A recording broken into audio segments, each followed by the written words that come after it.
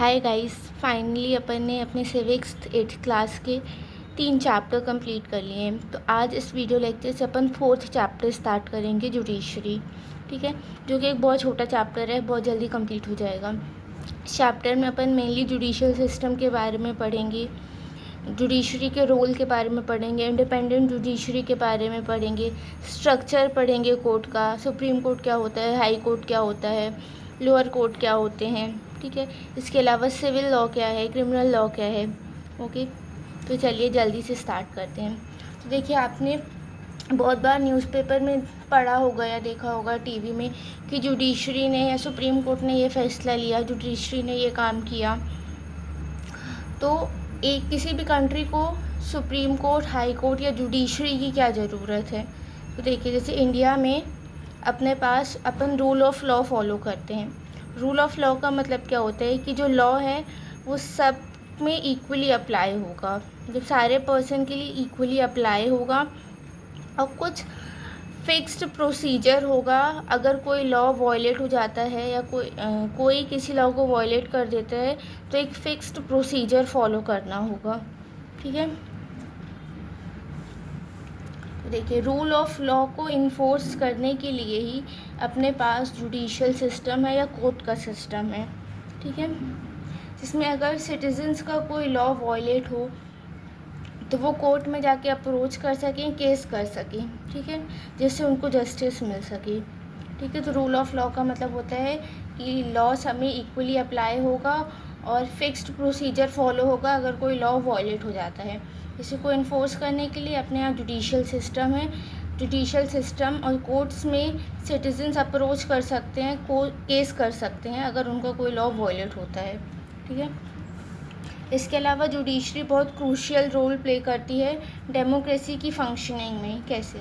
लेकिन अगर डेमोक्रेसी की अच्छे से फंक्शनिंग करनी है तो इसके लिए बहुत ज़रूरी है कि अपने पास एक इंडिपेंडेंट जुडिशरी हो।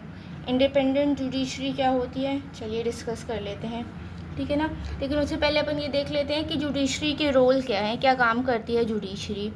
तो जुडिशरी बहुत सारे इश्यूज़ में डिसीजन ले सकती है। ठीक है ना, मतलब हर छोटे से लेके बड़े बड़े डिसीजंस में वो बड़े बड़े इश्यूज़ में वो डिसीजन ले सकते हैं। जैसे कि कोई टीचर अपने स्टूडेंट्स को पनिश कर सकता है कि नहीं कर सकता है।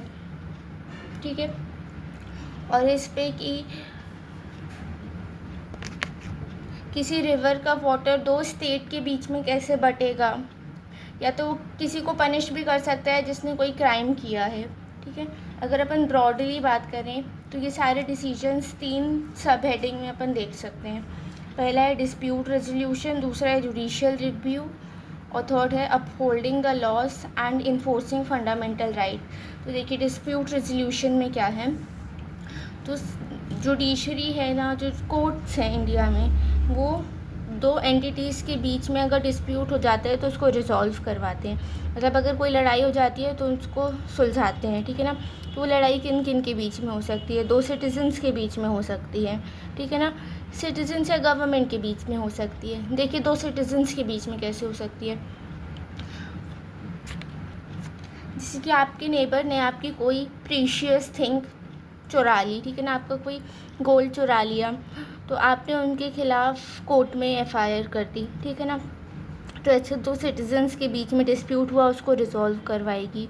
अगर सिटीजन्स और गवर्नमेंट के बीच में हुआ तो सिटीजन्स और गवर्नमेंट के बीच में, जैसे गवर्नमेंट ने कोई लॉ बनाया, वो सिटीजन्स को पसंद नहीं आया, उनको आर्बिटरी लगा और उनको लगा कि वो उनके फंडामेंटल राइट्स को वायलेट कर रहा है, तो ऐसे में सिटीजन्स ने कोर्ट में केस कर दिया। ठीक है ना, तो इस केस में सिटीजन्स और गवर्नमेंट के बीच में जो डिस्प्यूट हुआ है उसको रिजॉल्व करवाएगी। 2 स्टेट गवर्नमेंट के बीच में कैसे डिस्प्यूट हो सकते हैं, जैसे किसी रिवर के वाटर के डिस्ट्रीब्यूशन के लिए। ठीक है ना, कोई 2 स्टेट के बीच में डिस्प्यूट हो गया रिवर वाटर के लिए कि कौन रिवर का कितना पानी यूज़ करेगा। ठीक है, तो ऐसे डिस्प्यूट को भी कोर्ट सॉल्व करवाते हैं। इसके अलावा सेंट्रल या स्टेट गवर्नमेंट के बीच में अगर डिस्प्यूट हो गया, जैसे कि सेंट्रल गवर्नमेंट ने कोई लॉ बनाया और उसी से रिलेटेड लॉ स्टेट गवर्नमेंट का भी है, लेकिन दोनों आपस में मैच नहीं कर रहे हैं, अलग अलग हैं। ठीक है ना, तो ऐसे अगर डिस्प्यूट हो गया तो उस डिस्प्यूट को भी जुडिशरी रिजॉल्व करवाती है। ठीक है ना। तो किन किन के बीच का, 2 सिटीजन्स के बीच का, सिटीजन्स और गवर्नमेंट के बीच का, 2 स्टेट गवर्नमेंट के बीच का, या सेंटर और स्टेट गवर्नमेंट के बीच के डिस्प्यूट को जुडिशरी रिजॉल्व करवाती है। ठीक है। सेकेंड रोल है जुडिशियल रिव्यू का। जुडिशियल रिव्यू का मतलब क्या होता है, देखिए, जो जुडिशरी रहती है ना, वो फाइनल इंटरप्रिटेटर रहती है कॉन्स्टिट्यूशन की।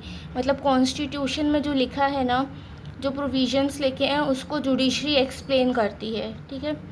और जो सुप्रीम कोर्ट ने जो एक्सप्लेनेशन दे दिया कॉन्स्टिट्यूशन का, वो एक्सप्लेनेशन फाइनल रहता है। ठीक है ना। तो मतलब कि जुडिशरी कॉन्स्टिट्यूशन को भी एक्सप्लेन करती है। ठीक है ना। और वो लॉज को अबॉलिश करती है, स्ट्राइक डाउन करती है, जो कि कॉन्स्टिट्यूशन के बेसिक स्ट्रक्चर को वायलेट करते हैं। ऐसे लॉज जो कॉन्स्टिट्यूशन के बेसिक स्ट्रक्चर को वायलेट करते हैं, जुडिशरी के पास ये पावर है कि वो उनको स्ट्राइक डाउन या अबॉलिश कर सकती है। ठीक है। थर्ड फंक्शन ये है कि upholding the laws and enforcing fundamental right. तो देखिए, अगर सिटीजन्स को ये लगता है कि उनका कोई फंडामेंटल राइट वायलेट हुआ है, तो वो कोर्ट में जा सकते हैं। ठीक है ना। कोर्ट में जाके केस कर सकते हैं और क्लेम मांग सकते हैं। ठीक है। तो आई होप आपको तीनों फंक्शंस अच्छे से समझ में आए होंगे। चलिए अब अपन इंडिपेंडेंट जुडिशरी के बारे में पढ़ लेते हैं और ये देखते हैं कि जुडिशरी को इंडिपेंडेंस की क्या ज़रूरत है, या अपन को इंडिपेंडेंट जुडिशरी की क्या ज़रूरत है। तो देखिए, एक सिचुएशन को इमेजिन करिए कि एक बहुत पावरफुल पॉलिटिशियन है आपके एरिया का, जिसने आपकी फैमिली की लैंड, ठीक है ना, आपकी फैमिली की लैंड पे कब्जा कर लिया है, और आप इस केस को कोर्ट में लेके गए। ठीक है। और आप जिस कंट्री में रह रहे हैं, वहाँ पे जो जुडिशियल सिस्टम फॉलो होता है, उसमें पॉलिटिशियंस के पास ये पावर रहती है कि वो जजेस को अपॉइंट कर सकता है और उनको डिसमिस भी कर सकता है, मतलब उनको उनकी ऑफिस से हटा भी सकता है। तो जब आप कोर्ट में केस लेके गए, तो ऑफ कोर्स जज पॉलिटिशियंस को ही फेवर करेंगे, क्योंकि पॉलिटिशियंस के पास ये पावर है कि वो उनको उनके ऑफिस से हटा सकते हैं। ठीक है ना। तो देखिए, जो पॉलिटिशियंस का कंट्रोल रहता है जजेस के ऊपर, ठीक है ना, तो उसी की वजह से जजेस इंडिपेंडेंट डिसीजन नहीं ले सकते। ठीक है ना। अगर जजेस के पास इंडिपेंडेंस कम रहेगी, तो इससे जजेस हमेशा पॉलिटिशियंस को फेवर करेंगे, क्योंकि पॉलिटिशियंस उनको इन्फ्लुएंस कर सकते हैं। इसके अलावा अपन ने बहुत बार ये भी सुना है कि बहुत जो रिच लोग हैं, जो पावरफुल लोग हैं, वो जुडिशियल प्रोसेस को या जुडिशरी को इन्फ्लुएंस करने की भी कोशिश करते हैं। तो इंडियन कॉन्स्टिट्यूशन इस सिचुएशन से प्रोटेक्ट करने के लिए कि कोई पॉलिटिशियन जुडिशरी के ऊपर या जजेस के ऊपर अपना कंट्रोल ना कर सके, और जज किसी भी जजमेंट को देने से पहले किसी एक पार्टी या पॉलिटिशियंस की तरफ बायस ना रहे, इसलिए इंडियन कॉन्स्टिट्यूशन में जुडिशरी को इंडिपेंडेंस प्रोवाइड की है। ठीक है ना। इंडिपेंडेंस का मतलब क्या है, देखिए, इंडिपेंडेंस का एक एस्पेक्ट ये है कि अपन सेपरेशन ऑफ पावर रखेंगे। सेपरेशन ऑफ पावर अपन ने फर्स्ट चैप्टर में भी पढ़ा था, मतलब कि गवर्नमेंट के 3 ऑर्गन के बीच में जब अपन पावर बांट देते हैं, एग्जीक्यूटिव, लेजिस्लेचर और जुडिशरी के बीच में, यहाँ पे सेपरेशन ऑफ पावर का ये मतलब है कि जो एग्जीक्यूटिव हैं और जो लेजिस्लेचर हैं, वो जुडिशरी के काम में इंटरफेयर नहीं कर सकते। ठीक है। और देखिए, सेपरेशन ऑफ पावर अच्छे से वर्क करे, इसलिए ये बहुत ज़रूरी है कि जो हाई कोर्ट और सुप्रीम कोर्ट के जजेस हैं, उसको अपॉइंट करने में या निकालने में पॉलिटिशियंस का बहुत कम रोल रहे। ठीक है। अगर पॉलिटिशियंस का रोल कम रहेगा किसी भी जज को अपॉइंट करने में या उनको निकालने में, तो इन्फ्लुएंस नहीं रहेगा जज के ऊपर पॉलिटिशियंस का, और पॉलिटिशियंस डरेंगे नहीं जज से कि अगर उन्होंने पॉलिटिशियंस के ख़िलाफ़ फैसला सुनाया तो पॉलिटिशियंस उनको उनके ऑफिस से निकाल देंगे। ठीक है ना।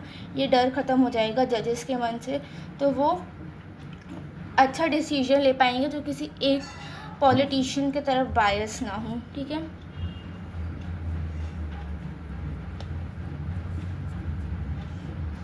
और जुडिशरी की जो इंडिपेंडेंस है, वो कोर्ट को ये भी अलाउ करती है कि कोर्ट एक सेंट्रल रोल प्ले कर सके ये इंश्योर करने में कि कोई अपनी पावर का मिसयूज़ ना कर सके, ठीक है ना। मतलब एग्जीक्यूटिव और लेजिस्लेचर अपनी पावर का मिसयूज़ ना कर सके, ये कोर्ट इंश्योर करता है, क्योंकि उसके पास इंडिपेंडेंस है और इन्फ्लुएंस नहीं है वो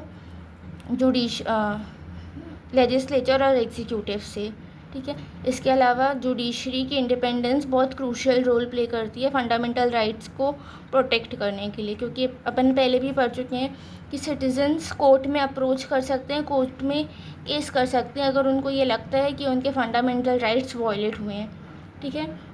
तो जुडिशरी की इंडिपेंडेंस इसलिए बहुत ज़रूरी है, जिसमें पॉलिटिशियंस जुडिशरी या जजेस को इन्फ्लुएंस नहीं कर सकें और जजेस बायस्ड फैसला ना लें किसी पॉलिटिशियंस के फेवर में बस, ठीक है ना। आई होप आपको यहाँ तक समझ में आया होगा। Thank you for watching.